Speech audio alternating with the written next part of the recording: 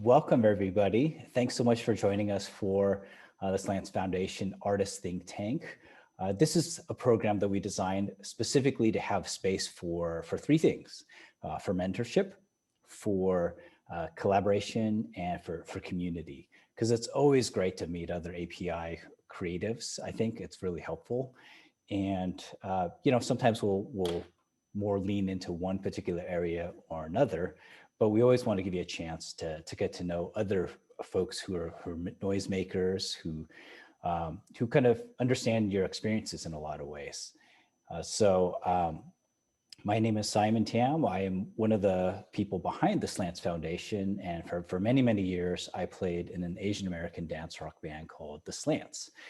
And so I would love to focus this month's meeting specifically on the idea of creativity. So I would love for each of you to kind of to hop on the mic and introduce yourself, and then answer one of two questions about creativity. Number one, you could either choose to share something that inspires your creative work, something that you like to pull from that helps you create some art. Or number two, what do you do when you feel stuck? When you have like the so-called writer's block and you just can't like get out of it? Like what is your process to try and find that creative inspiration? So this, I think, it's just something that I would love to hear from all of you on. And so anyone who would like to begin, feel free to jump on in. Otherwise, we'll just start calling people randomly. You're probably gonna have to do that. I think I need a reminder of what the two questions were. Okay. What inspires you, or when you're stuck, what do you do to get inspired? I can go. All right. Joe. So Billy Corgan said this in an interview about art. If you could just introduce yourself, Joe. Oh, sorry. Hey, I'm Joe. Just know who you are. Play music, make movies, videos, producing. I remember this interview a long time ago from Billy Corgan, and he said, art is about intent and execution. And then I added an extra part to it. This is a Simon Tam thing. I think he says this a lot.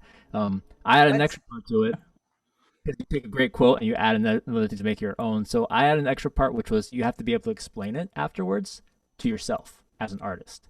So you have to justify it, or you have to give it a reason for existence. It doesn't have to be like, you don't have to explain everything you're doing. You can make something mysterious. You can make something creative that's abstract. I just mean giving it purpose on top of it, because you can intend to do something, you can make it really creative, and you can execute it really well. But I feel like it becomes creative when you give it a purpose, whatever that purpose may be. And then when I feel stuck, I love this story that Tom Waits tells, which is he treats like creativity like it's like a channeled source or some kind of like a ghost visiting.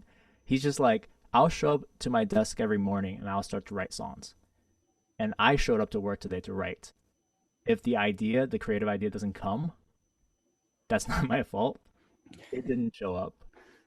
So I'm butchering the quote, but basically to me, it's like, yeah, you just got to show up and do your work and just treat the process like it's its own being that you're communicating with. And if you're showing up every single day, you're going to be creative. Yeah. And for those who don't know, Joe is also on the board of directors for the Slants Foundation, and he's also a bandmate. We've been playing music together for about 5 years, which is also why he sometimes blames or credits me for random quote butchering or additions. All right. So who would like to go next? I can go next. All right. Cool. My name's Tony. I make music under Wind Meets West. I make a lot of indie pop stuff. What's inspiring me right now? That's heavy. But currently, this synth is inspiring me. Typically, what I do, and this goes to my next part, which is what do I do when I feel stuck? I try to challenge an assumption or something I've been doing musically. So in this case, I usually am a guitar-based person. I was like, fuck it, let me buy a synth and see what happens. And that has really changed my creativity. And that also works for lyrics too. If I write a lot about love, I'll be like, oh, let me write about something else that's out of my comfort zone. So getting out of that comfort zone is how I get over writer's block. Very cool. Thanks for sharing. I'll go next. Hi, I'm Jessica Louise, singer, songwriter, or recording artist, songwriter, and vocal coach based in Los Angeles. I make R&B pop music, and it's great to see a bunch of you guys. It's been so long. Um, let's see, what do I do when I'm stuck? I usually, um, well, I very much am like Joe, where it's just, I actually think it's a lot of repetition and I show up, and whether or not I actually really do believe in the zeitgeist and the creative ghost that exist. And we see it when someone does a song and then someone covers a song and they do it better. It was like the song found its home. And I very much believe in that. And also, if I'm really stuck, I typically will just pick up the phone and have a conversation with, like, I have a community or like a few people who I call are my committed listeners. And whether they're creative people or business people, anytime I'm stuck in any area of life, I just call them. I'm like, oh, frick, I can't figure this out. I just take a little breather. I give myself the space if I need it, and then I go back and I sit down and I go, "You gonna do this or not, Jessica?" And then you do it. So that's my contribution. Well, thank you for sharing. And I should also mention that Jessica is actually going to be performing on our Monday event. So our foundation is hosting a virtual concert for winter solstice, and she's going to be one of the amazing and talented performers there. Thank you. Hooray. I think I'll go next. My name is Bao, and I am one of the board members for the Slants Foundation. I'm also a producer and writer of pop songs. Really cool seeing you guys. What inspires me is actually other people's stories. So I'm a little nosy. I like to talk to people and just have them share stuff with me, which is why traveling is so important for me. I don't necessarily rely on people just around me in my network, but just perfect strangers also have really cool stories to hear, which all comes out in my art. Because you process it and you relate to it, right? When I'm stuck, I make garbage. Like, I have mountains and mountains of shit that I've made because you just want to go in and follow those motions and like just do it until something comes out. And without getting in there and making total crap, you have way less chance of making something good. So I make bad stuff when I'm stuck. And we should also mention, Bao, you have a show where you talk to creatives about their own process and you hear their stories and their own kind of approach. Do you want to, do a little shout out for that? Yeah, totally. I have a YouTube and podcast show called Coffee with Bao. And I talk to people who've made cool stuff, in whatever industry they're in. But I actually just focus on like their human story, cultural background, and challenges they dealt with coming up. And so those stories have been really, really cool. And the format has allowed me to ask questions that I really normally wouldn't ask, like if we were just having a beer. So Simon was a guest on episode 5 of Coffee with Bao, and Jason Chu's coming up in a few weeks. And yeah, so you guys should check it out. They're really cool stories. Thank you, Simon. Oh, absolutely. All right, who'd like to go next? And for those who just joined, we would like you to introduce yourself, and then you could choose to answer 1 or 2 questions, or even both, of either what inspires you, or when you're stuck, how do you kind of get that creative juices or creative process going? I can go. All right. So when I'm I'm Krinos C. I'm a singer, songwriter, and recording artist, and I make pop music. And something that I do when I'm stuck is collaborate with other artists. I find that really helps me kind of get out of my own head and open my head up to ideas that I wouldn't have normally thought of. or even just collaborating with producers when they send me songs. It inspires me to write music that I would have never written, just me sitting at my piano. Awesome. Thank you. All right, I'll go next. So my name is Vishesh Perez. I go by the producer name Blue Chameleon. I like to produce music that is hip hop, and I try and combine it with electronic music, orchestral music, and video game music. Those are, my core inspirations. And for me, I'm usually trying to do something different with each track that I've never done before. So when I'm feeling stuck, instead of doing something so different, I try to do something that's more familiar. And that combination of familiar and unfamiliar helps me find the voice for the track that I'm currently having a difficult time with. So that's what I usually do. Very cool. Thanks for sharing. All I guess right. I can go next. Yeah. My name is Darrow, and I'm an artist, and I do like pop, punk, emo, alternative rock music. I don't know, this might be a little weird, but one of the things that I do when I'm stuck is I just like to have a long therapy session. Usually when I'm stuck, it's usually because I have pent up anxiety of something else that's just going on. And I know a lot of people have this too. It's just my anxiety is one of those things where it's if there's unfinished tasks or things that are looming over my head, I can't really focus on anything else. And so even when I do get those tasks done, I'm emotionally drained, or I'm exhausted.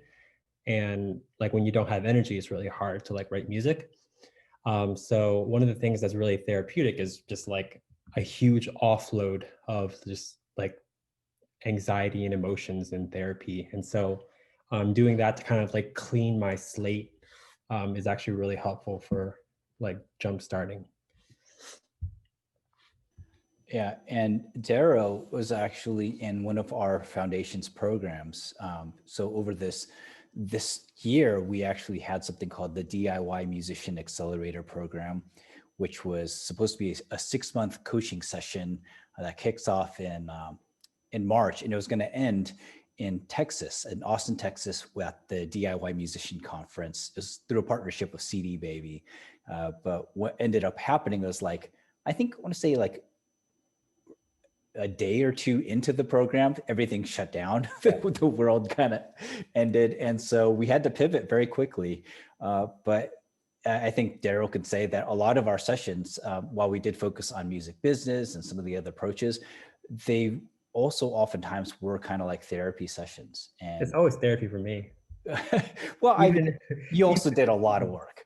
But sometimes it was kind of removing some of those obstacles, those emotional, mental obstacles were really important for unblocking and unlocking creativity, and even just the drive to get basic things done. We were trying to work with you to get your songs recorded for a release, which emotionally was very difficult for a lot of people this year. So that's also another reason why I wanted to offer this question up, so that we could each kind of share.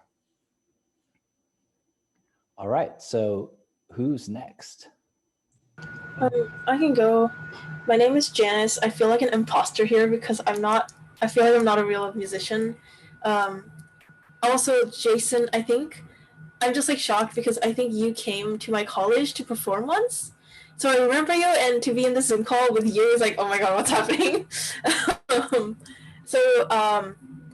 I'm in a band and I play drums for a band, and my bandmates are the people who inspired me in the performing side of music.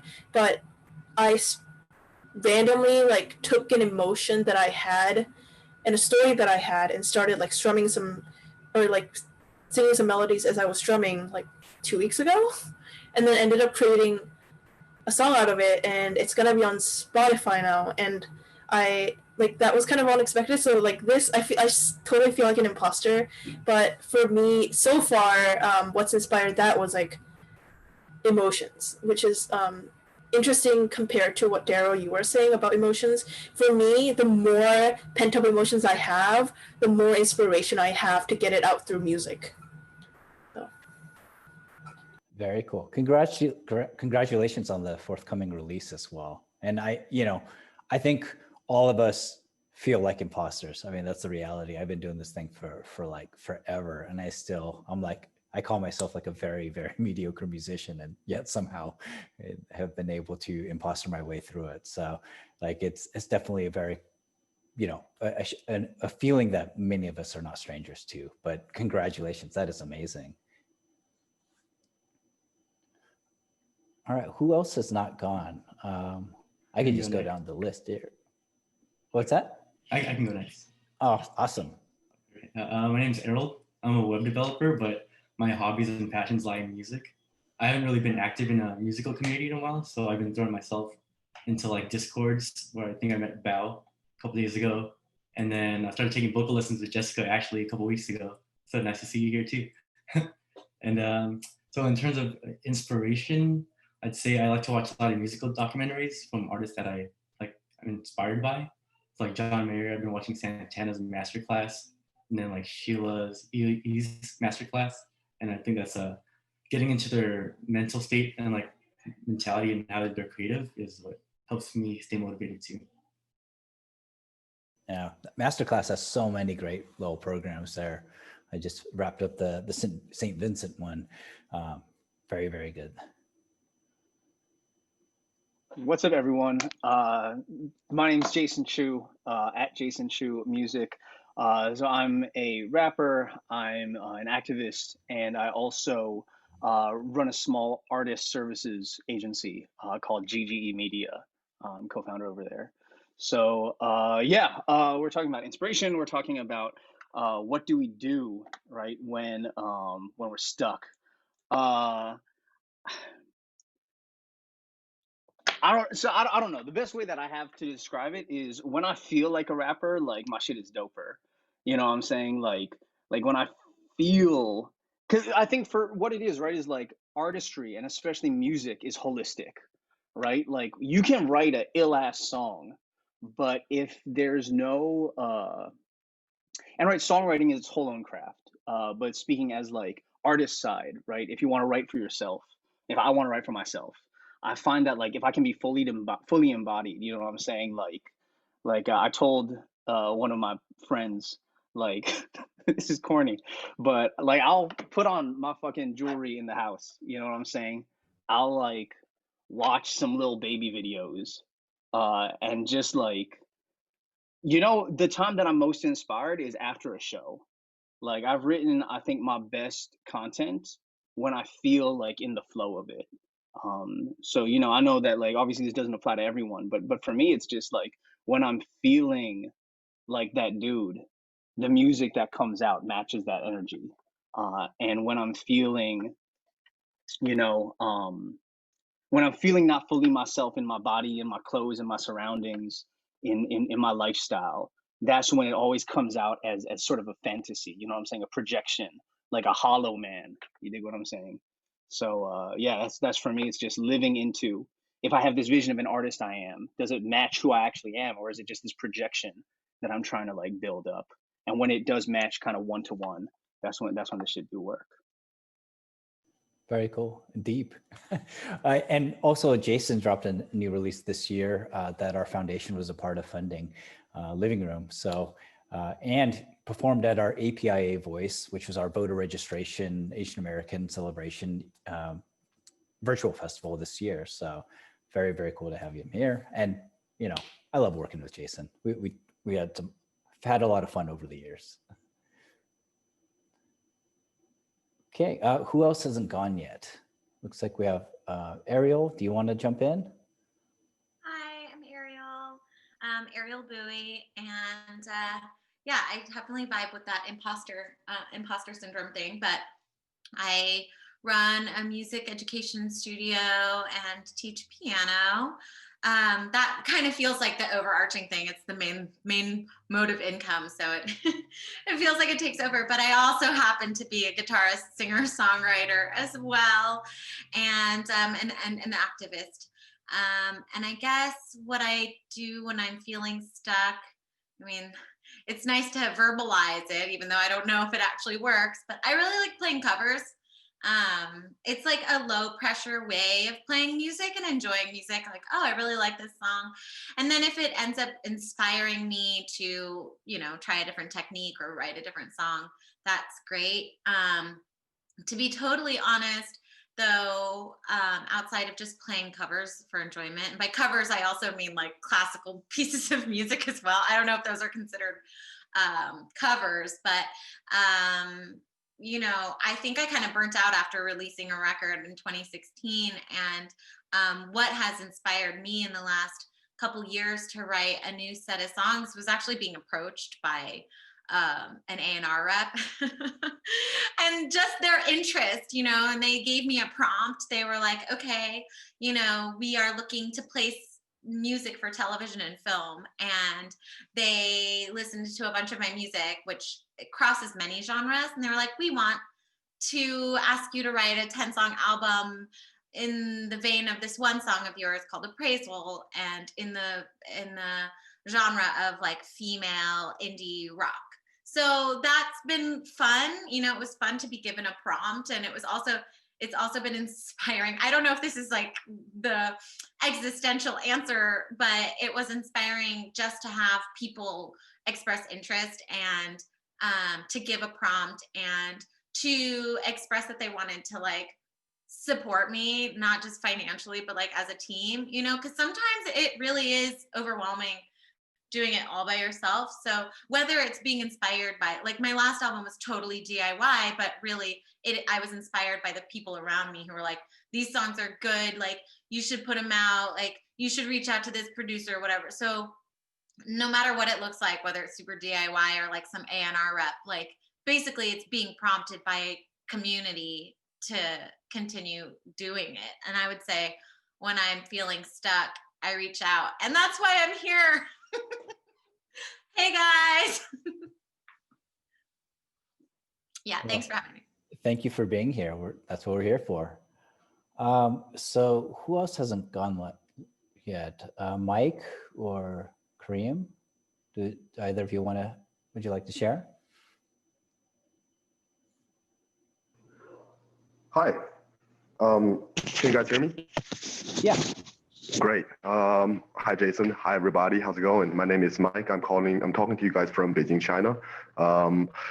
I'll leave my self-intro at the for later. But to get to your question, I think I get a kick out of the idea that I'm doing something. I'm going where no man has boldly gone before. So that's constant. That's a constant booster. When I get stuck, I whinge and whine, but at the same time, I'm also telling myself that this is supposed to be hard. So you can whinge and whine for as long as it takes. But while you're doing that, think of another way, you know, to bypass whatever is giving you a hard time. I wonder if that answers your question. I applied this to my little project. It's not art related. Well, it is art related, but I don't create art. So I hope that answers your question. And it's inspiring to hear your ideas. You know, it's everybody's got their own way to deal with the bottlenecks. For me, I whinge and whine, and at the same time, I think about how am I going to get rid of that bottleneck. Thank you for sharing. Do we have anyone else? Did I miss anyone? Yeah, I can go. Hi, my name is Kareem. Sorry, my camera was off. I'm in South Korea right now, and I was eating my breakfast, and I'm a very messy eater. You don't want to be subjected to that. I really wish I knew what gets me going when I'm stuck, because it like rarely happens. This year, I've been trying to do that, like show up every day and force yourself to the right thing, but that's not very, that doesn't really do it for me, because I'm a very stubborn person, and I don't like being told to do things I don't want to do, which is unfortunate. I should be over that by now, but I'm not.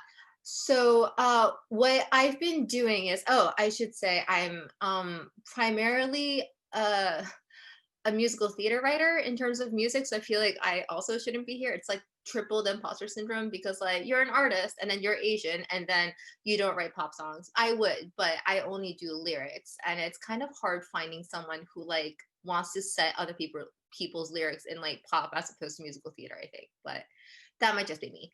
Um anyway, so what I've been doing trying to get like inspired or get my like creative whatever flowing is I do something completely unrelated to music. So this year I just got really into like cross stitching and diamond painting, which is like cross stitching but like easier because you just like put little pieces of plastic in the right place and you don't have to worry about like pricking yourself with needles or anything.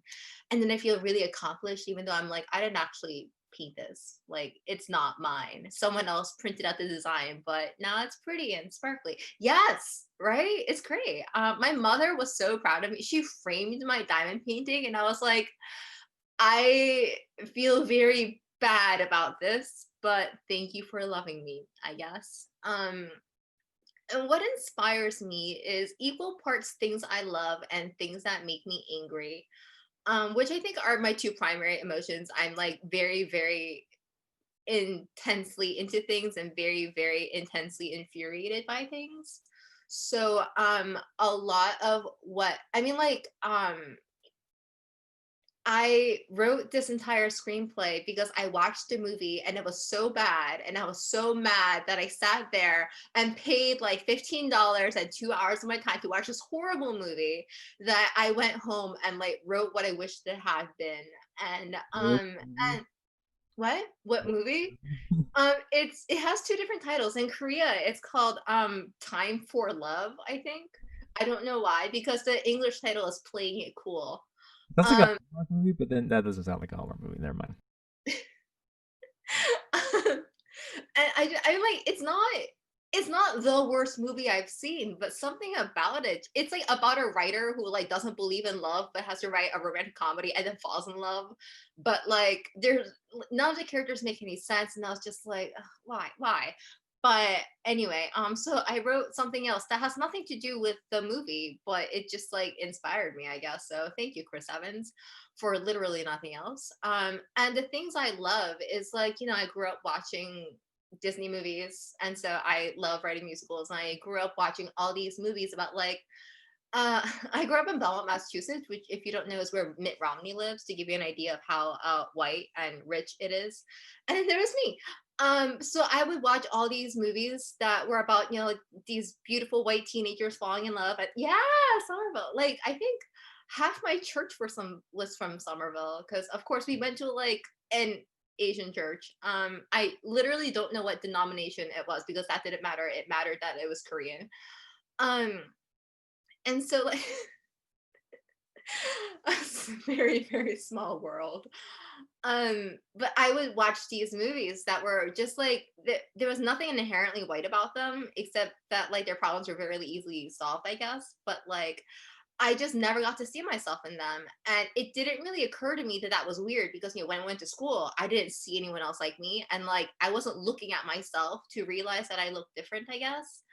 But so like yeah, it took me a while to start recognizing that I was Asian or something. And I had a lot of teachers being like, why don't you write about being Asian? And I was like, I don't know how. But so I'm trying to figure out the line between writing what I want and writing what like makes me happy, which is still very super romantic comedies and like teenagers getting into trouble and getting themselves out of trouble, and it's based on a Shakespeare play. But also like they don't have to be white. Like it's not, they don't have a monopoly on being teenagers. And also I don't have to write about like refugees and like war crimes to write about being Asians, because we also go to high school. So that was a very long thing, I'm sorry. No worries. Thank you for sharing with us. And so and thank you everyone for sharing a bit of it, your creative process, and a lot of really helpful and different approaches in terms of like getting unstuck. And I wanted to focus in on on creativity, because as creative artists, as people who engage in the arts, that is like inherently part of our work, right? And it's part of work, even if it's a labor of love, it's still requires a bit of labor. There's some steps required to it. But I also want to bring it up because what I found over the years and working with artists and coaching musicians in particular is that a lot of times we reserve all of our creative energy just for creative work, like i.e. writing music or writing a story or something like that. And we use we use very little of that creative prowess that we have and power to explore ideas and express ourselves. We use very little of that in our approach to our own careers. And I think that is, it's a missed opportunity, right? So a lot of times when I work with musicians, I say, you should be putting as much of that creative mindset into the business part, into the career part of your work as you are in terms of like your approach to songwriting. So for a number of you, I've heard a couple different things. Some of you, when you get stuck, you try doing something very different.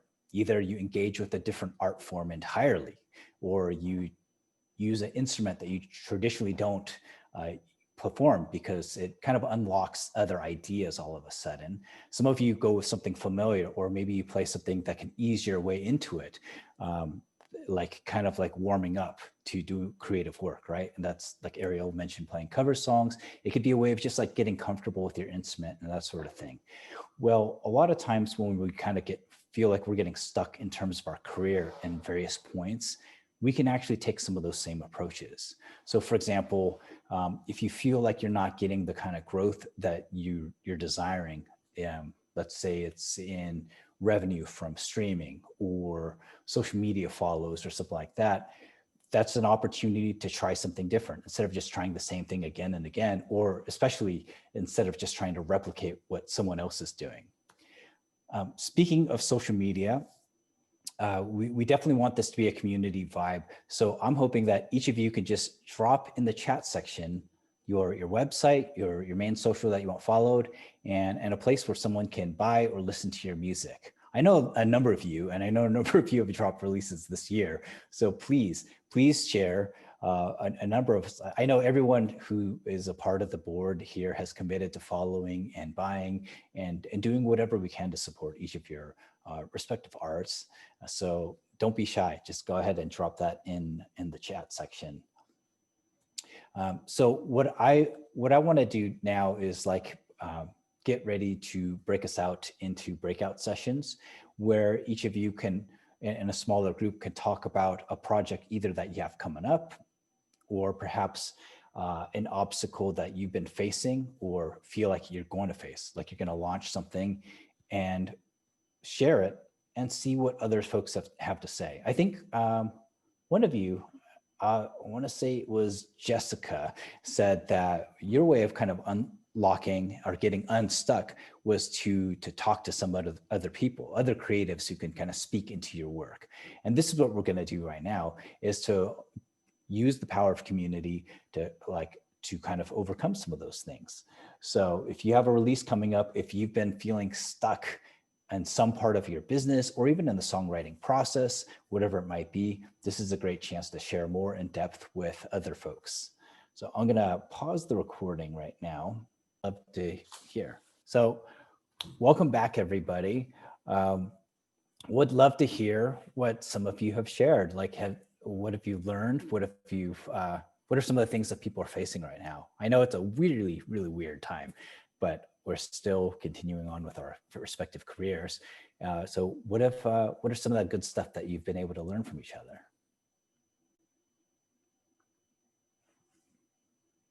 Pick someone at random. I'll go. We were talking about a lot of stuff, but the thing that we ended on was talking about how like we just spent this entire year with the absence of live shows. And it's one of the things that like gives me a lot of anxiety, because sometimes I feel like my online success has set the bar really high for my live shows. And so that's like something that gives me a lot of anxiety. And it's just like, I guess it's just one of those things where I'm going to be really rusty on stage, and I'm going to have to choke through those first like few really bad shows. Because I kind of think that's inevitable. Yeah, that's definitely part of it. And so what do folks say in your group about that? Like, is it just kind of choking your way through, or was there? Well, I mean, that was just a part of it. But the other thing was that like, that we were able to do so much this year in spite of not having live shows. And like, if once we throw that back into the mix, assuming like we get some sort of music industry that was similar to before COVID, like that is just a whole different element that adds to like the artist career. And it's just something that I haven't really been taking into account at all. And I feel like I've been putting so much pressure on everything else that I might not actually need to put as much pressure there. Yeah. Well, a lot of times those obstacles are more like the anxieties that we create are more in our heads than in actuality. And, you know, a lot of us as artists can kind of take a lesson from the world of activism. And that's that sometimes resistance creates new opportunities. It forces you to develop resiliency and a kind of a toughness of skin. And like we were mentioning earlier, like creativity, like you got to be more creative. And sometimes it forces you to do things that you don't quite expect. I mean, sure, we're going to return to live performances at some point. And of course, all of us like are itching for that. And there might be a little bit of rusty feeling, and that's okay. You know, it'll be kind of fun as the world works through that as well. But I'm hoping that for a lot of us, that the lesson that sticks is that like, wow, even when the whole world shut down, we could still endure. We can still create. We can still persist and create work that's meaningful. In fact, I would make the argument that for a lot of the people who have been sheltering in place and stuck at home, I don't know how many people would actually be able to survive like mentally and emotionally if it wasn't for the arts, if it wasn't for that like Netflix account. You know, like like we've been using books and music and everything else just to like persist as a like species. And so we're gonna need to continue to do that. Anyone else want to share? Jumping on, so Darryl actually shared something really great in the same breakout room I was in with him. Really reminded me. So he's talking about how he dropped his project in November, which is super exciting, and got some records charting on iTunes, which is also super exciting. And you know, he was talking about marketing, and he really reminded me like personal outreach. Nothing replaces personal outreach. You know what I'm saying? Like it really don't. You could have 50K on IG, and 500 DMs on Facebook will probably get you a better ROI in terms of people actually caring about your music than like 5 social posts over 2 weeks. So that was really inspiring to me, because it reminded me that like it really is about the human connection. And like numbers are cool, numbers are clout, numbers can get us booked for certain things, but like really when it comes down to it, if we're not connecting to the people around us and having that personal touch, you know, that's really the foundation, and one of the best strategies that we can implement. Yeah, definitely. Anyone else want to share from your groups?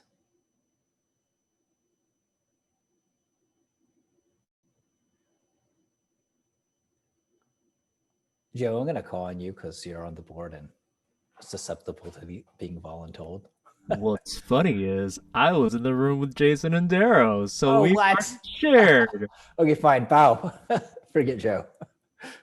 You know, Janice had a good question, and Tony and I had some.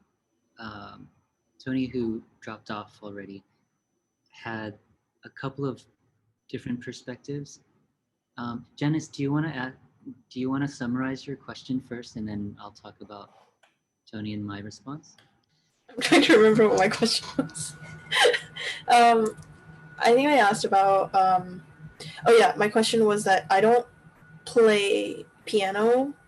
I play guitar and I play drums, and I am a bad singer and I can't play piano, so like I don't quite know how to like add piano to my music, which in my last song was kind of the basis.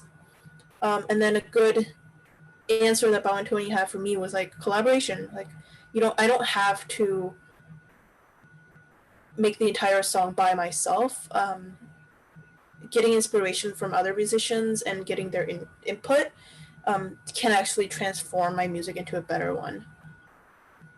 Yeah, and the other point that we had was that I find that it's really helpful to separate the song from the actual production and the recording. So you want to just write a great song with any old instrument you have lying around or whatever you're most comfortable with. And it's that concept and the melody and the words that's important. And then everyone else can help you fill in the recording and make it a nice recording. Right? So that was a nice conversation that we had. Yeah, that's great. And I think it's also an important reminder that like, although it oftentimes feel like we're going at this thing alone, like you don't have to. Like there's some of us who maybe specialize in certain areas more so than other people. And if there is an area where you're not as comfortable, like maybe not as proficient in, like maybe if you're in a collaborative setting, find band members or friends or other people who can work with you in those aspects of your career.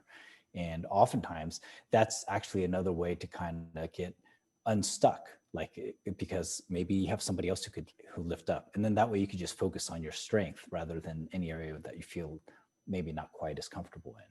And whether it's like doing web stuff, video stuff, dealing with all the legal stuff, booking, whatever it might be. Any other wisdom from other breakout rooms that you'd like to share? So Korean album was put at the back line because her producer has much bigger named clientele. So her producer has decided to put her project off for 1 year. Can you guys hear me? Yeah, you're frozen there in the beginning a little bit. So you said someone was working on a release and then it got delayed by a year. Right. So I'll begin. I'll start over. So Corinne's producer has put her at the back of the line because the producer's other clientele has much bigger name. So this producer keeps putting off her project to satisfy the other bigger name clientele. I suggested to her that you need to make a point, but you need to do it politely. The Chinese auntie way of doing this would be to call the producer and say, hey, I'm going to rock up tomorrow. I'm going to make coffee for everyone in the office for 1 day. This way, she can put a very firm yet polite message and say, hey, look, you have been how to say breaching our contract for 1 year. Breaching a contract for 1 year now. I would like to politely remind you, and I will do, on my side, whatever I can do to expedite the process. That was my take from, from the conversation we had in our subgroup. Yeah. So basically, fighting for yourself and showing your worth and making that point, especially if there's an agreement. I mean, it's so important because this happens in the music industry like time and time again. People get screwed over, people will back out of agreements, and it's definitely important to fight for what's yours. Yeah. Anyone else want to share? I felt like I ended up taking up most of our breakout session with kind of something like leading into an agreement. Right at the beginning of our Zoom call, I just got an email from my lawyer to the lawyer from this music library company. We've been negotiating this contract for a year, and it looks like as of today, all of the negotiations are done, and it's just about time to sign the contract. So I'm really nervous. I'm nervous about, going into signing this legal document. They are offering to completely front the money to make a record, and I don't have to recoup. The main thing though I'm also nervous about is like I'm giving up master's rights and copyrights, but that's the way this like model works for placement in television and film. And so we're talking about it in the session, and I'm nervous about it, but I'm excited to get in the studio again and stuff.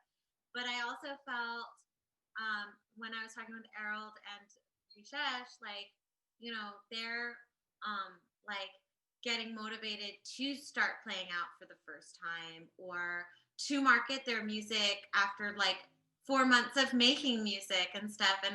And it's really actually very inspiring, because it's really easy to get caught up in my head about like all the things that could happen, or the music industry or whatever.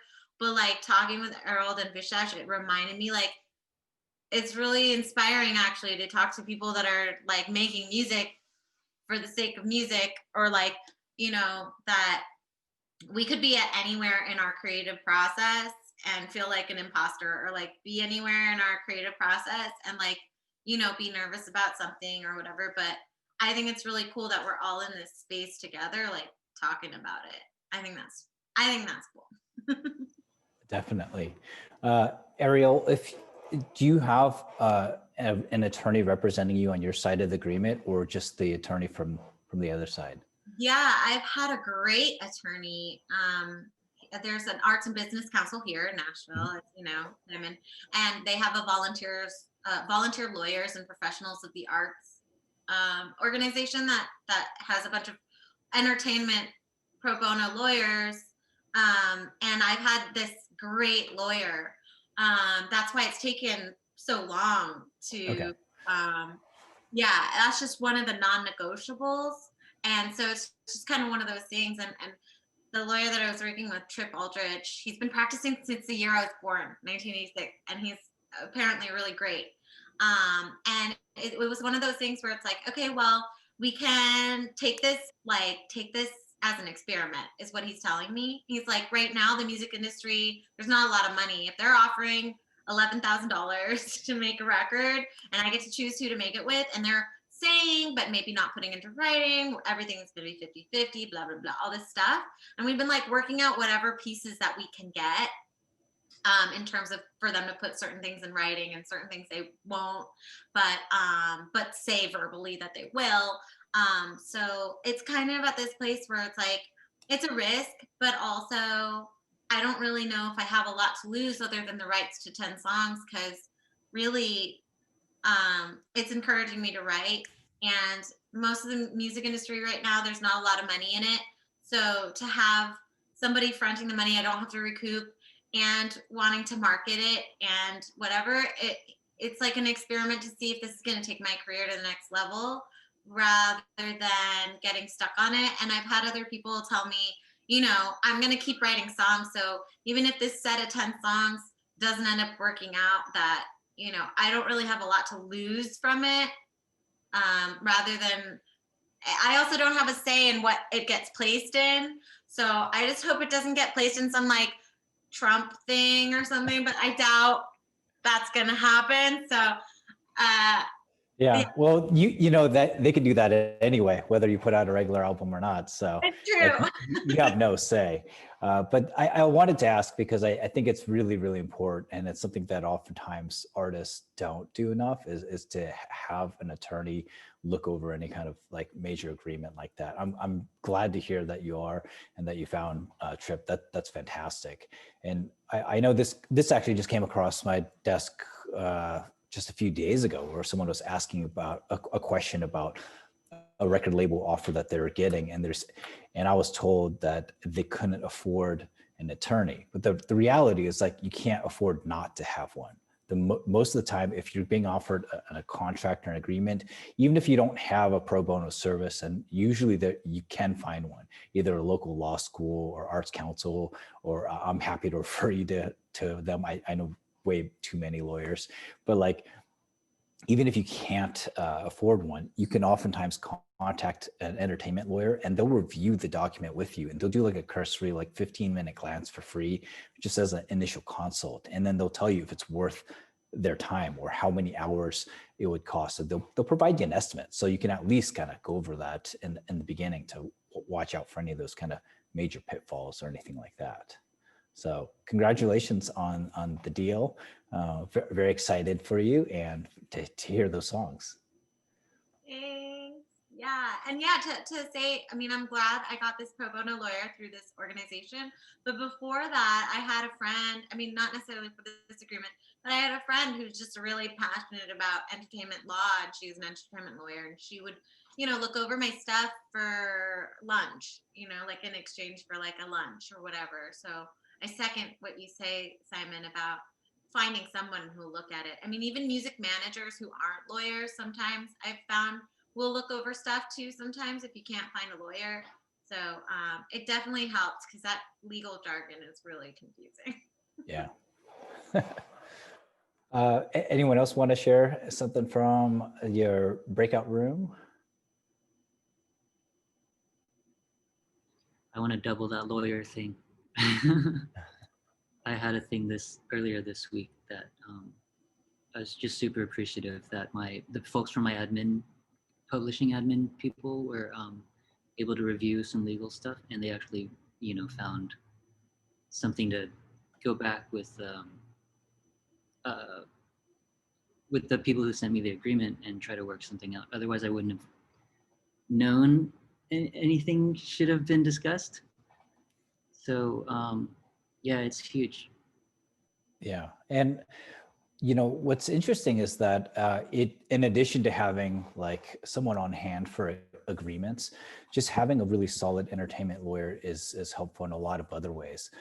For example, many folks who are getting record label deals in recent years actually have been securing those deals because lawyers have been pitching them to labels, because they already have those existing relationships. And some of the bigger acts that have been signed have basically happened because of a lawyer, more so than a manager or like an A&R rep. And because the lawyer, if you have them on your side, they can initiate some of those terms that are a little more favorable to artists. So just good to have in your team all the way around. Right now, Cardi B doesn't have management or an agent. She just has an entertainment lawyer. Yeah, and a lot of times they could tackle some of the other work. I mean, for many years, the first person I hired for our band was a publicist, and then the second was an entertainment lawyer when I needed one, and then since then I've just always had the entertainment lawyer.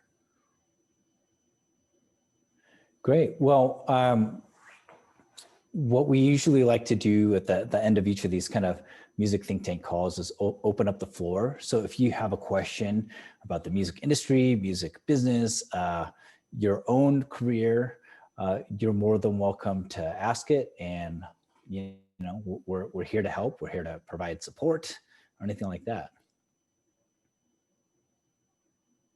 Mike has a hand up. I'll moderate. Mike? The idea is to have people from across the seas to promote your stuff in their country. So this is just to bypass the issue of not being able to see like Google here, in China, and then that's basically what your plan is to sort of bypass? Say again? Are you trying to bypass the issue of people in China not being able to see like Google and Facebook and all that, so this allows people to share social media from the US to China without that block? Right. Right, that is one thing. That is yes. I'm trying to bypass some blocks. Some of those blocks include I have very little.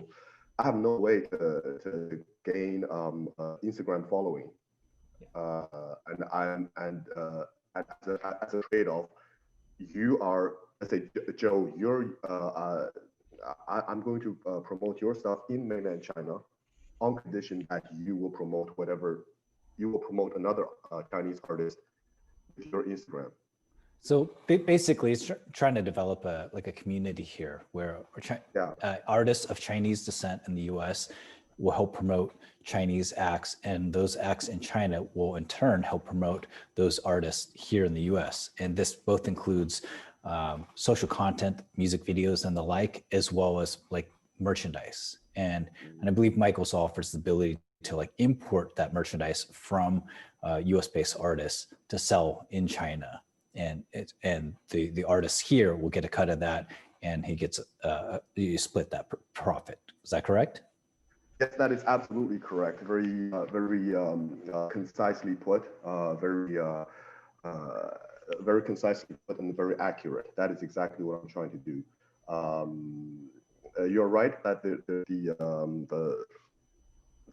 average Chinese young person has no access to Instagram, and I think that the average overseas Chinese person doesn't know really what's going on in China in terms of the subculture. So that's what I'm trying to do. Yeah, so that's a way for folks to do that. So Mike, perhaps if you'd like, if you want to drop your website into the chat, and then for anyone who's interested in being a part of that, they can either email you or hop on your website and contact you directly. How does that sound? Would that be cool? Sure. Yeah, just go ahead, drop it in the chat. So anyone else have like questions, or you're looking for feedback or insights, or just like maybe, some kind of insight that you really enjoyed in the breakout room, or you're in a situation and that you're hoping to get some more creatives to speak into? I have a question, if that's Sure. okay. Yeah. Has anyone had any success marketing their music on TikTok, or have any ideas on how to go about marketing their music on TikTok? Tony would have been a good person for that question, but he's logged off. You should get in touch with him, Wind Meets West.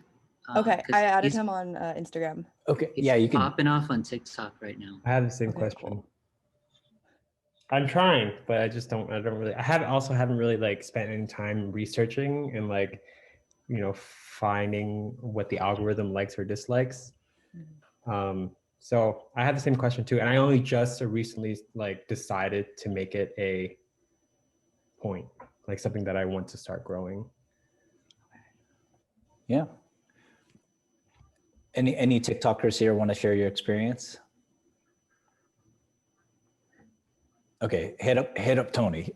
Okay. It meets West. I can give you some general advice as someone who's like worked on a ton of social over my life, is that whatever it is, like the channel itself is just is a tool. It's a tactic. It's not necessarily a strategy. So what I've noticed over the years is that no matter like what channel it might be, whether it's Facebook, Instagram, YouTube, Parlor, if you want, Twitter, like you have to truly understand who that targeted audience is. And that oftentimes you can help do that by writing like a biography, like a single picture of that ultimate fan. Like don't try and go for a wide audience or wide demographic, because nobody wants to be treated like a generic demographic. Instead, focus on those qualities that the very niche individual would be interested in, and then create content just for them, and like use the kind of hashtags or use the kind of tools for discovery that person might like to have. So for example, one of my friends up in Vancouver, Canada, is a composer. He also plays in like a punk band, and he actually is, I think, got over 100,000 followers on Instagram this year, because he does something called like 1-minute guitar lesson videos.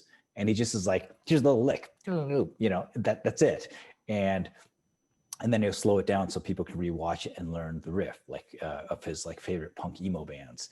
And that's all he does on there. And then like with a little shout out for his own music, like check out my band. And that's how he's developed that following.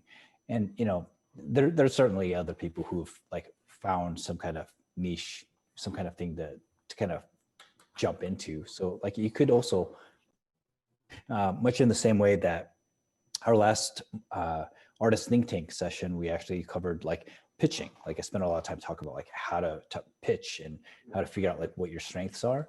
If you figure out like that one or two things that you do really, really well that would be very difficult for someone else to emulate, that kind of content is also some kind of, is something that usually does really well across the board on social.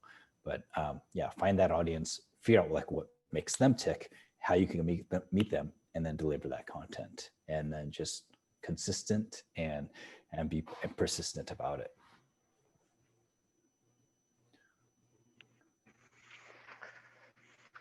I think Vishesh had his hand up earlier. What's that? Vishesh, did you have your hand up earlier to say something? I did, but I was actually going to ask this kind of similar question to what Corin just asked and Simon just answered. So I'm very, very new to music, and I'm even newer to social media. So I'm trying to figure out how to get more people to listen to what I'm producing musically. I'm also producing visual art. So in general, right now, I'm trying to understand how to better use social media and find people that are interested in the stuff that I make. Yeah, well, so something else that I oftentimes recommend is that there's this phrase that people use. It's called the Pareto principle, or the 80-20 rule. And what most people do is they'll say something like, you should spend 80% of your time focusing on the top 20% of things that bring you a return. In the world of social, what I recommend is focusing on like producing 80% of your content specifically for someone else. Like rather than using it as the world's biggest megaphone and just constantly blasting out about yourself, like find a way to engage with that target audience, figure out what makes them interested in and wanting to do things like leave a comment, speak, to like, to share that content with their friends, family, network, and so on. Like 80% of the time should be spent doing stuff that gets them really excited. And only about 20% should really be about oneself. Oftentimes people join social media and they forget about the social aspect of social media, which is to engage with the audience. And so once you kind of figure out who your audience is and you figure out like what kind of stuff gets them to excited, like stuff that drives engagement, then you just kind of continue to double down on that. But one word of caution on this, I spent a lot of time on social for a big chunk of my career. And I would say that have an end goal in mind. Like your goal as a musician is not to collect social media followers. It's not to get likes. It's not to get followers, right? It's to get people to engage with your music. So as you engage, have that end goal in mind so you could develop like regular calls to action, so that like, hey, you know, if you're interested in this kind of stuff, check out the music, or like, don't be afraid to make that ask, like either to buy an album, to share a video, or that kind of thing. The other part of this is that I know it's really, really tempting and super sexy to like jump on the newest social fad, because there's that immediate gratification, like with like, oh, this thing's taken off, I'm gonna jump in, go all in here. I would say spend the time and the work, and it is work, developing your owned content. Like have your own website and work on that email list. You wanna do this for a couple different reasons, because like number one, you never know how social media trends are going to change. Like you never know if TikTok is going to be the next Snapchat, which is fairly dead now, or the next MySpace or Friendster, or all these other channels that pop up for a minute and then everybody abandons. Because if you spend all of your time developing content for that platform and people move away from that, you just lost that audience, and it's very, very difficult to recover. On top of that, social media companies got to make money. And guess how they make money? From people like us. Because what they do is they'll take your content and they'll only share it to about 5 to 10% of your followers. And then they'll be like, oh, you want other people to see it? Pay us, boost this post, right? Run some ads. That's the only way you can get all of your followers to see a piece of content. The content which is kind of maddening. Like you spend all this work developing followers and engagement, and they won't even show it to them unless you pay the company. But that's how Facebook has, keeps their stock price up. That's how all these different companies thrive. So if you develop content that you own yourself, you don't have to lose out on that. And the third part of this equation is that any A&R rep for any record label, your email list and the data that you have about your audiences matter more than any of your social media following.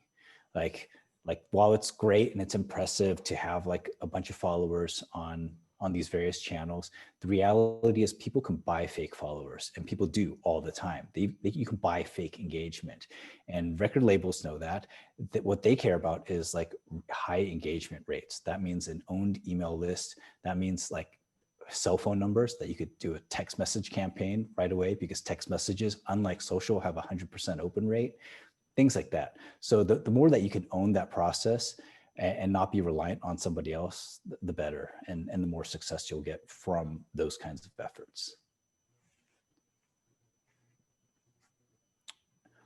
Mike, you had your hand up? Yes, about the Instagram having, I mean, if with your original content that you post on Instagram, let's say only 5% of your followers will receive that, that original post is crazy to me. If you compare with WeChat, if I post a original content on, or repost anything on my WeChat account, 100% of my followers will see it.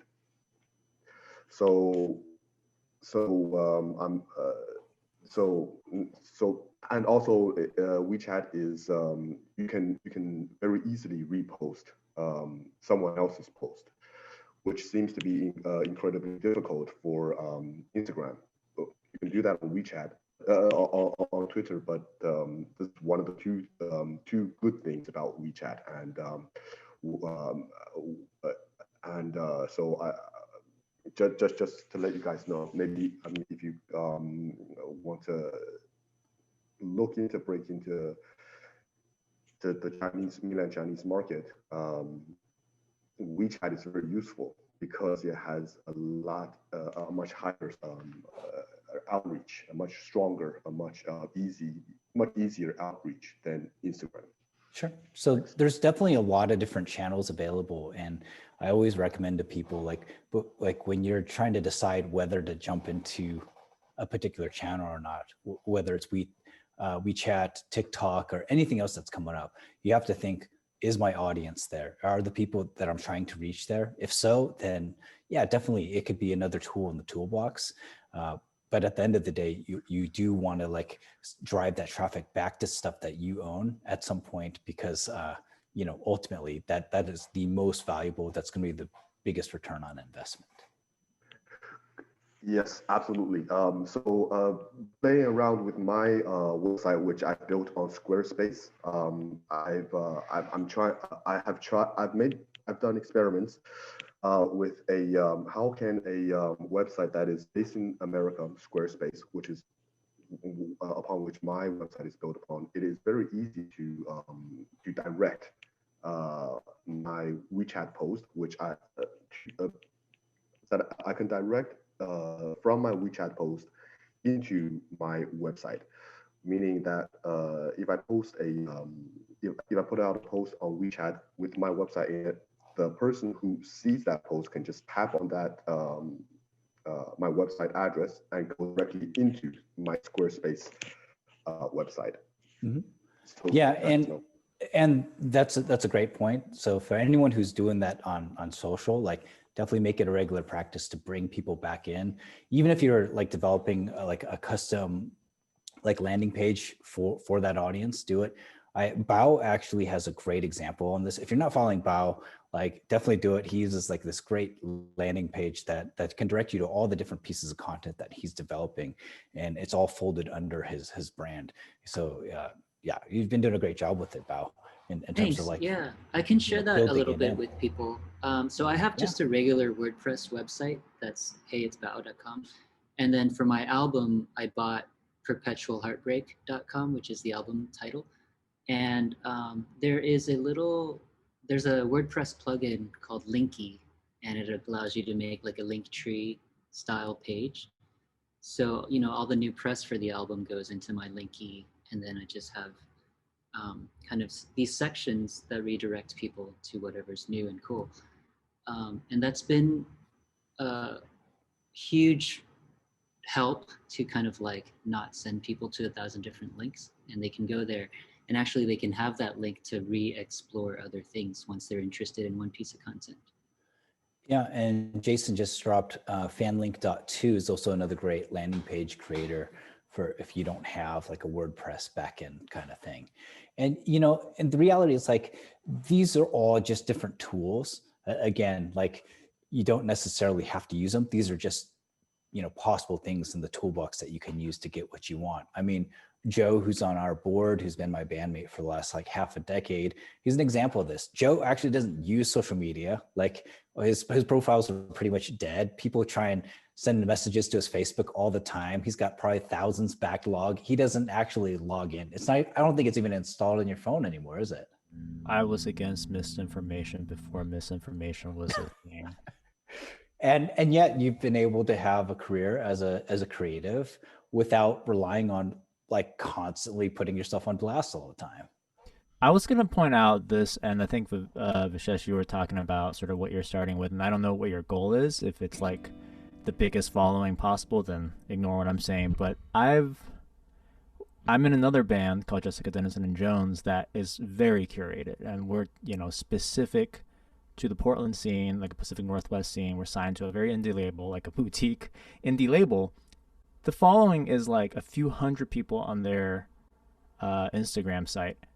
Or I call it a site. Is it a site? It's an app. I don't know what Instagram is. Anyways, yeah, there's like 200 followers, 500 followers at any given time compared to like say 2,000 to 10,000.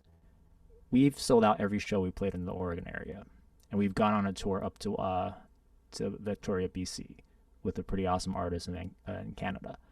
It's just very targeted to a very specific audience.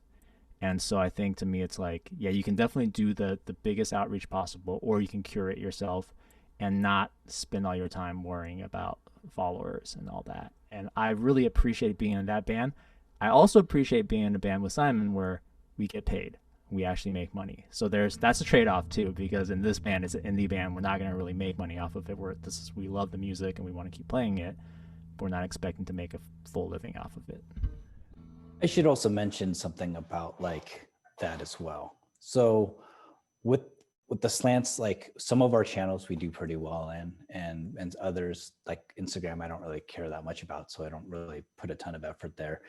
But I will say, Joe, I mean, you and I have shared some pretty cool stages and opportunities all around the world. And we've had those situations where we'll sell like a ton of stuff, like 100+ albums in a single sitting. None of that happens because of social. Okay. So like whenever our band has done really, really well, it's because we focus on that like very, very niche audience. So those of you who aren't like super familiar with our career, like we initially kind of made our name and got a large following because we played at anime conventions. Because I in 2007 figured out that there was like these conventions of thousands of geeky white kids who are like obsessed with Asian culture, but like no Asians would be there. So I'd be like, hey, why not book up our band? And was one of the first artists to really tour around and play these anime conventions.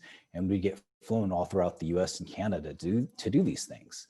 And then in probably the last 4 years or so, our band was blown up in legal circles because we had a big story of our band going up to the Supreme Court. And so I was like, cool, we're going to tour and play law schools now. And like none of those lawyers will follow us on like social media. Probably like 90% of those lawyers don't even have social media themselves.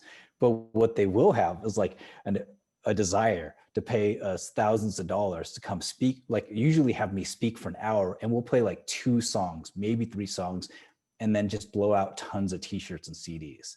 And then like, so it's like, again, figuring out who that target audience is, that core group that you could vibe with in some kind of way, and speaking to them in their language. And for us, it was showing up and doing what's called CLEs, continued learning education, which is required learning for lawyers. I figured out how to do it, how to get accredited, and then how to actually like book ourselves into law schools, bar associations. We played in like courtrooms all across the US, like, and Joe, I don't know. I mean, I think it's fun. I think it's cool. It's like weird. It's not playing like a rock and roll club, but like they get into it and we get to share art with them. And it's cool because we're not loading out heavy equipment at 3 a.m. We're like done and they feed us like really fancy foods.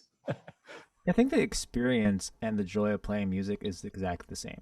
So I would say that for sure, regardless of where you do it. If you're enjoying playing the music, do it. The only time you would think twice is this what you want to do for the next 5 years? This is what you're building towards. And then you have to decide on what you're aiming for. And that's, I mean, Simon helps people with this all the time. Is that part of why you market is to sort of have a vision of what you're going to be doing long term. And so I think that's something I've learned from Simon. But again, if you can have a meal, transportation, lodging, that's already better than a lot of people. And then if you're able to take that money and pay for what you want to do, like more art, more music, do it. Yeah. It's great. You don't have to be a mega star in the traditional sense, in the Bieber sense. Can I flip it around real quick and offer in a case study that I've had of Instagram that has worked actually for me pretty well. So I'm a rapper, right? And for whatever reason, rappers and producers love using Instagram. So I don't have a huge Insta following. I'm at like a little over 15K, but I've actually made a lot of professional connections through Instagram because and some of it is once you start approaching it's kind of cloudy, it's kind of annoying, but once you start approaching something that makes someone else go like, oh, this dude's doing something, this lady's like got something going on, I've found really good success. My team and I are listening to music on YouTube. We're like, yo, this artist is really cool, they got like 25 50K hits on this song, let me just DM them and be like, yo, this shit was hot. And then like that starts a relationship. I've had so many producers hit me again because there's a perception of like, oh, this guy's actually putting out regular content. It's high quality content, strong branding. Yo, man, let me produce for you. I got some beats that I think would match your style. And I've gotten some sponsorships through that also, which has been really great. And I've gotten some like business inquiries through that. So all of this actually is to support exactly what Simon and Joe just said, which is it's all about audience targeting, right? Like I think if I were a different kind of artist, maybe a different genre, or I was going after a different market, or I was trying to make different connections, Instagram would be pretty useless for me. It is work, right? Like I'm generating 2 to 3 pieces of content per week, but I've found a way to make it work for me basically without going the influencer route, right? You know what I'm saying? Like I'm not doing affiliate codes and saying, yo, y'all check this out. But I see who watches my stories. I reach out to certain people. Exactly like Simon was saying, if you know the platform, you can make the platform work for you. But if you're just saying, hey, I hear Instagram's a thing people have, my goal is 50K on Instagram, and we don't know what we want to use that 50K for, then it can very well just be a waste of time. I know, Jessica Louise, who was here earlier, she's had really good success on some social media that she has parlayed into commissions and gigs. So there's ways of making it work, but it does have to be very intentional and it has to be very platform specific. Absolutely. Thanks for sharing. And I think another example of this is like, Darrow, you're on still. Like, when we were talking over summer through this DIY accelerator program, like one of your goals was kind of developing these relationships with companies. And you got a number of them, and especially in the last couple months. And one of those relationships was with Fender, which is the, I mean, it's the biggest, most important music instrument company in the world. And you also don't necessarily have like tens of thousands of followers across these channels, but you're able to do it with very, very specific targeting. And when you developed a piece of content that really resonated with an audience, it also blew up, and you did really well with it. Do you want to share a little bit about that? Yeah, I guess. I mean, there wasn't a formula at first. It was kind of just like we were forced into a situation where we didn't have anything else to do. So we basically it was actually a byproduct of one of your assignments with like to write a bio for like a imaginary audience member. And so I figured, well, like what kind of music do these people like that like I'm reaching out to? It's like, oh, well, let's do a cover of that. And it was actually due to like the fact that I lived in a tiny apartment, and like there was no place to do any filming. So like the only place where there was enough room to set up a camera wasn't in my kitchen. And so like one time I just did it, and like my roommates were just in the back cooking, and I was like, well, I'll just leave it in there. And it just ended up being like, it just ended up becoming quarantine cooking cover videos. And it was just fun. It was low stakes. It was a lot of effort. That was the reason why. That was one of the things though.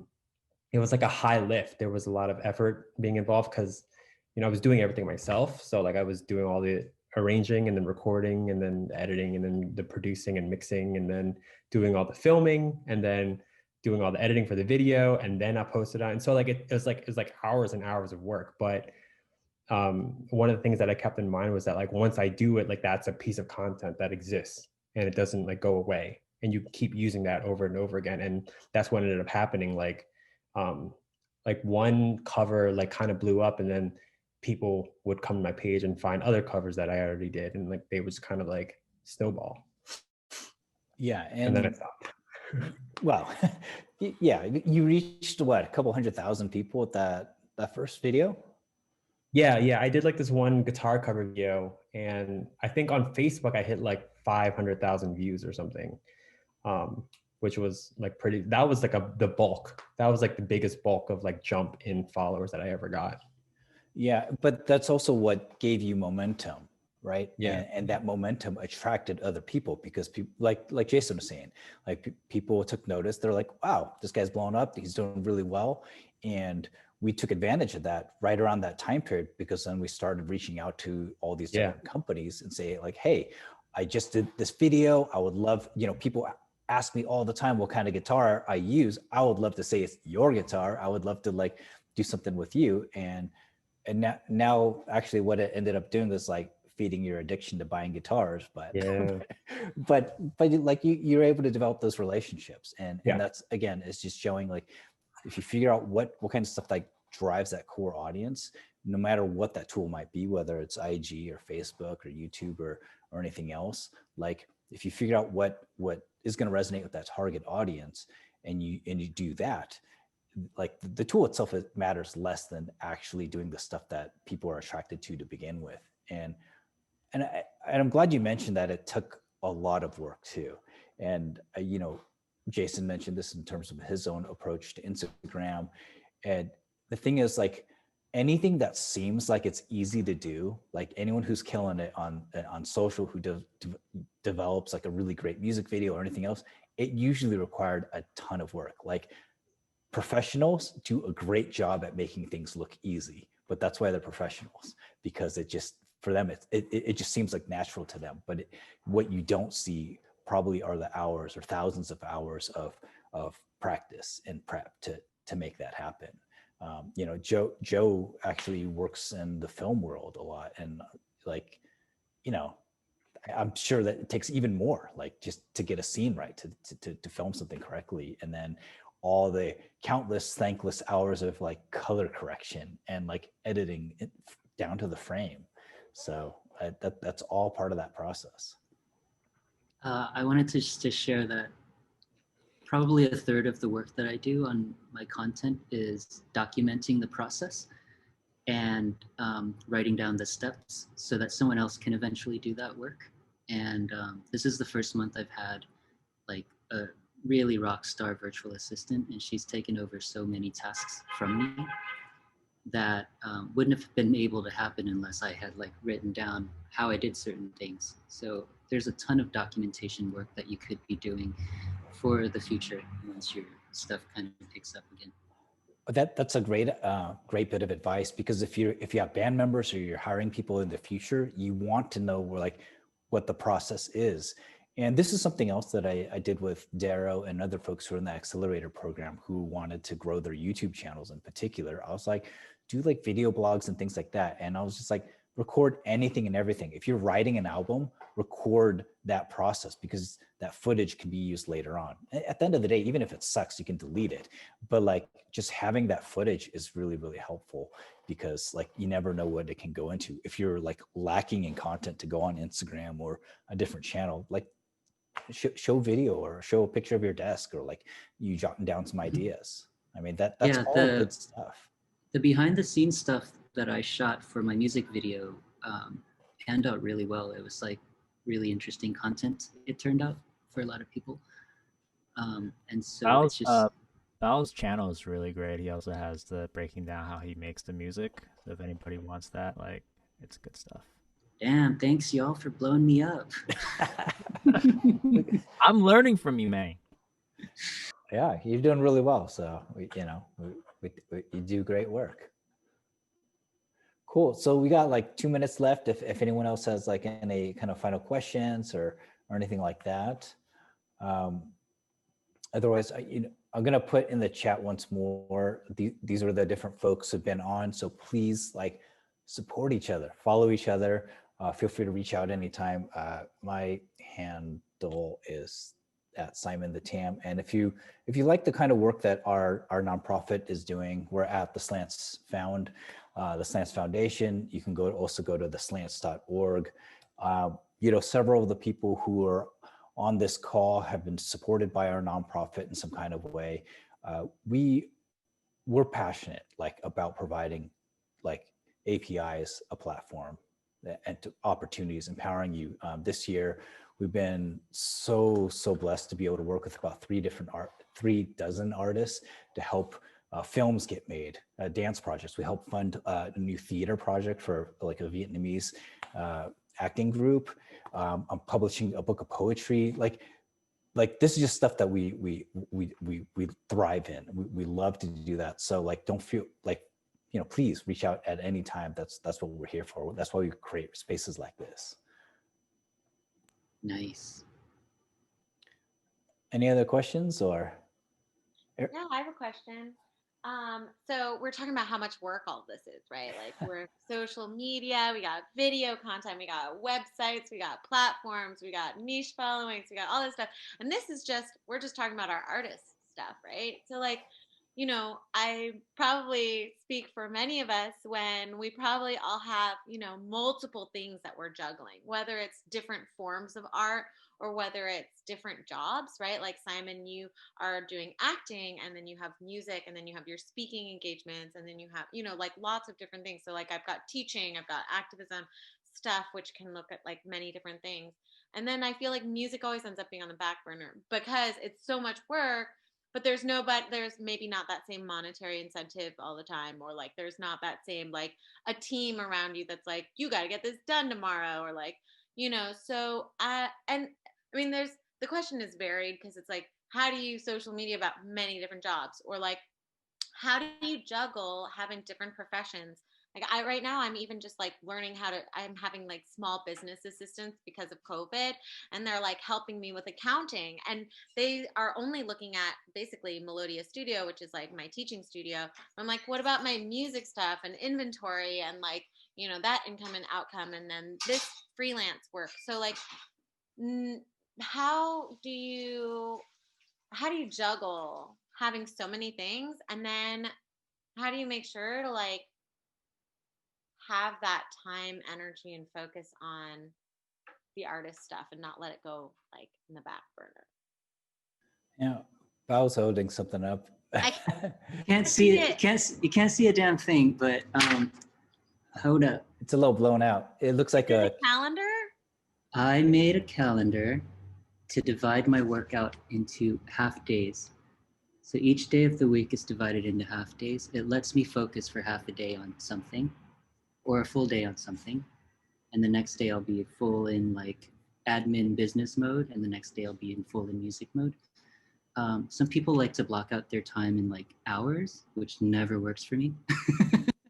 Because the context switching is so crap, right? So for me, to combat the context switching, I blocked out my week in terms of days to do stuff. So some days I'm not even on social media at all. And like, you're like, yo, what, you know, or any of the groups that I'm in, because I'm focused. And so that's been really helpful to divide my workout into days. Because we're all doing so many different things that are wildly different, and trying to context switch is like devastating. Yeah, I think that it's great to figure out to like have the level of self-awareness where you know how you work and what motivates you and where your kind of weaknesses are. So for me, I like to say that Google is my BFF as well. Like I book everything out, including time for rest, including time for and just like reading and getting inspiration and that sort of thing.